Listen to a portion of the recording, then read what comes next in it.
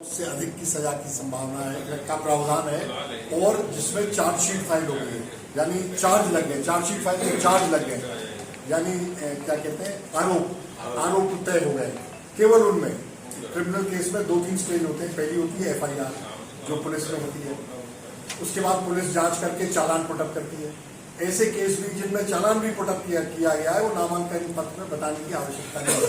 चालान के बाद प्रथम दृष्टिया जो साक्ष्य जो पुलिस ने कागजात पेश किए उनको देखकर न्यायालय चार्ज फ्रेम करता है। अंग्रेजी में चार्ज फ्रेम करना कहलाता है, हिंदी में आरोप तय करना कहलाता है। आरोप तय किए जाते हैं। आरोप अगर तय हो गए उसके बाद फिर ट्रायल शुरू होती है, फिर साक्ष्य का टाइम आता है। तो आरोप जिस दिन तय हो गए उसके बाद वो केस अगर है जिसमें आरोप तय हो गए, केवल उनको नामांकन पत्र में दर्शाया जाना आवश्यक है। तो बहुत स्पष्ट है। मीनाक्षी नटराजन के केस में प्राइवेट इस्तेगासा पुलिस वो नहीं था। प्राइवेट इस्तेगासा का मतलब कंप्लेंट की गई कोर्ट में। प्राइवेट इस्तेगासा में कुछ साक्ष्यों के देखकर कोर्ट संज्ञान लेता है, जिसे हम चालान कहते हैं। पुलिस चालान पुटअप करती है, वहाँ चालान पुटअप नहीं होता है। कोर्ट ने संज्ञान लिया मतलब रजिस्टर हो गया। उसके बाद चार्जशीट बनती है, वो एक तरह से चालान पेश करता है। उसके बाद आरोप तय होते हैं। इनके केस में तो मीनाक्षी नटराजन को तो आरोपी भी नहीं बनाया गया था, उनको तो रिस्पोंडेंट सेकंड पार्टी बनाया गया और उनको नोटिस दिया गया था कि आपका ये क्या कहना है, क्यों ना संज्ञान लिया जाए। तो उसका उनने वकील के द्वारा जवाब दे दिया था। उस केस में न तो संज्ञान लिया गया, न चार्ज फ्रेम हुए, और बल्कि आपने पढ़ा होगा अभी 2 दिन पहले वो केस हैदराबाद के एडिशनल चीफ मेट्रोपॉलिटन मजिस्ट्रेट के सामने वो फाइल आई। परसों या नरसों की बात है, और एडिशनल चीफ मेट्रोपॉलिटन मजिस्ट्रेट ने उस पूरे केस को ही खारिज कर दिया कि इसमें तो कोई केस बनता ही नहीं है, ले जाएगी।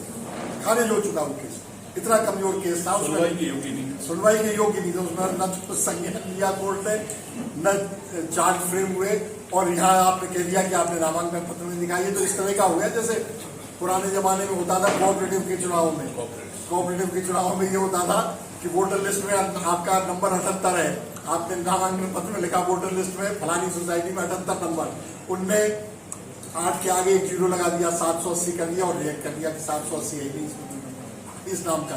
इस तरह की बात हो गई। ये तो बहुत ही बचकाना हरकत है, बहुत ही छोटी हरकत है, निम्न स्तर की हरकत है, और ये लोकतंत्र की सीधी हत्या है। अच्छा, मैं आपको एक बात और बताऊं, केस रजिस्टर हो जाए उसकी जानकारी देना क्यों आवश्यक नहीं रखा गया? वो इसलिए कि मान लीजिए ये तय होता है कि गंडोतिया जी को टिकट मिलने वाला है मुरैना से, इनका नाम लगभग तय है, बहुत अच्छे प्रत्याशी हैं, कांग्रेस के जीत जाएंगे।